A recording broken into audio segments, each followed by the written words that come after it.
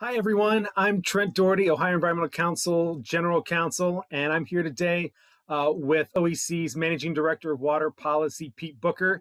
And we're here to give you the download on really what is the General Assembly's main thing they do every 2 years, and that's to pass and have the governor sign the biennial budget that pays for everything that the state does. So after about a 5-month debate at the State House on how we spend, I think nearly $75 billion, on Wednesday evening, June 30, Governor DeWine signed into law House Bill 110, the state government's 2-year operating budget. And while a bulk of that bill, a bulk of those 2,400 pages dealt with how the state spends its money on medication, education, incarceration. We're going to focus on that sliver of that budget that deals with conservation. And that's conservation of our natural resources, conservation of our environmental health here in Ohio, and conservation of our democracy. But I want to kick off first to you, Pete, to give us a download of how we got here to from introduction of the budget to the signature last night. Yeah, thanks, Trent. So as you alluded to, we just wrapped up late last night the 5-month-long roller coaster that is the state operating budget bill process that happens here in Ohio every 2 years to dictate how the state spending is going to occur for a number of state agencies and the operations of the state. And so the process started, as it always does, in February in the late winter period. The governor introduces their version of the budget bill, highlighting their priorities, where they think funding levels should be at. That gets introduced in the Ohio House of Representatives. From there, the Ohio House deliberates the bill, makes any changes that they feel are necessary to adjust funding levels over about a 2-month period. And then they produce their final version, pass it out of their chamber. As that occurs, the Ohio Senate gears up to get their hands onto the budget bill to, again, do similar deliberation, vetting, adjustments, changes, whatever they feel they need to do to the budget bill, roughly in the May to June period. Timing can change depending on how efficient the chambers are in doing this process. And then they wrap up by producing a final version of their budget bill. Normally, the House and the Senate version are going to have a lot of differences, just given the nature of priorities for the two chambers. So from there, it goes to a conference committee where it's really down to the finish line before the June 30th constitutional deadline to resolve any differences, make a final budget bill that then gets passed by both chambers again, whatever is the compromised agreement, and then it heads over to the governor for their signature. As it was reported, it got to Governor DeWine late last night for them to review the final changes, make any vetoes as they saw fit, and to sign the budget bill. So we have funding for the state government for the next 2 years. From there, I'm going to discuss the water portions in particular of this budget bill. The last budget bill created one of the governor's priority programs, the H2 Ohio program, really well-rounded science-based program that is aiming to address many of the water quality problems we have in Ohio, and in particular, the harmful algal bloom problems that we have in our water bodies across the state, most notably in western Lake Erie near Toledo. So in this final budget bill, the initial version in February, I should start there, the governor had an increase of about $70 million total to the program from what the first iteration was in the last budget bill. A lot of those increases were going to be slated to go to the Ohio EPA to deal with water infrastructure improvements, like service line replacements, failing home septic systems, as well as some other water quality programs that really help throughout the state. The Ohio House opted not to give them that large increase. They only gave them approximately a $1.7 million increase, giving them a total of $10 million a year for the next 2 years for the H2 Ohio program.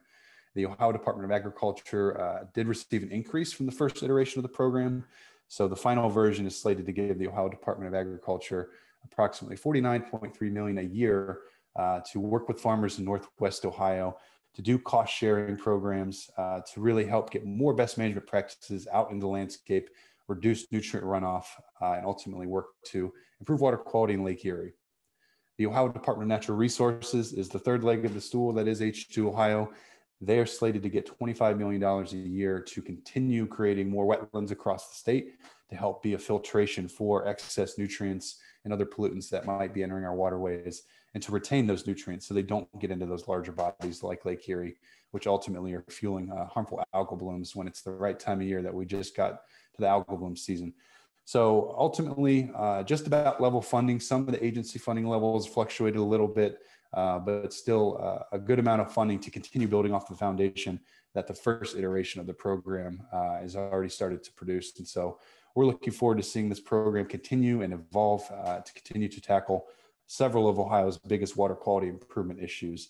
So that's really the big marquee addition or change in the budget bill for water quality programs. There's certainly many other key programs, but that's the big one.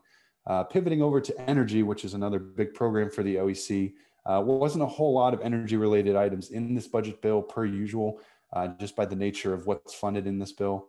But recently there was Senate Bill 52 passed that would be yet another step backwards for renewable energy generation here in Ohio as we are trying to tackle climate change that did get sent over to the governor recently. So not in the budget bill, but some action there lately. And I will hand it back over to you, Trent, to cover some other areas of interest in this budget bill. Thanks, Pete. Moving to the protection of public lands, just like Pete mentioned with water, the conservation budget, as introduced by the governor, and actually all the way through the process, the lands conservation budget was very strong.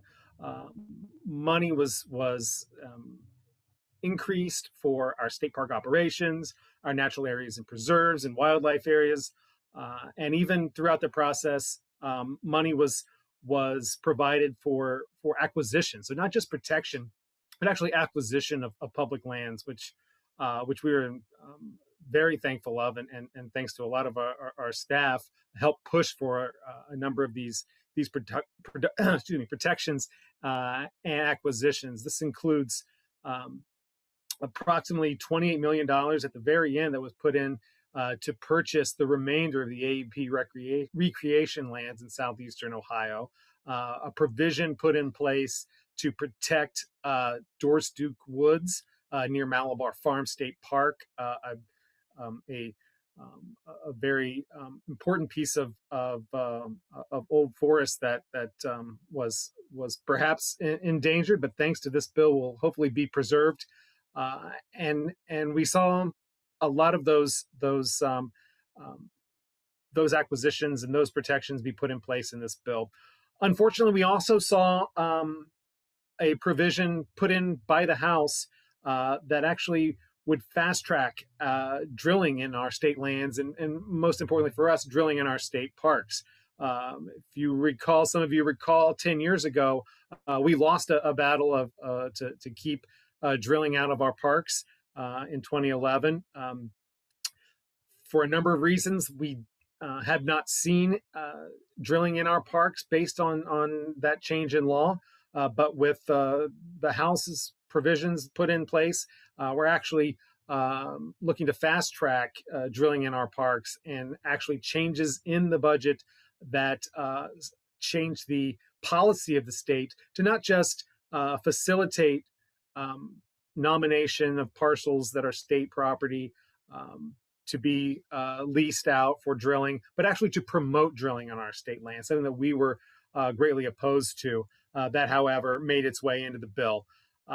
But I think all in all, there's a lot of good as well as some problematic things when it comes to the land portion. I'll also add, and this is something that we supported, but really was headed by our colleagues at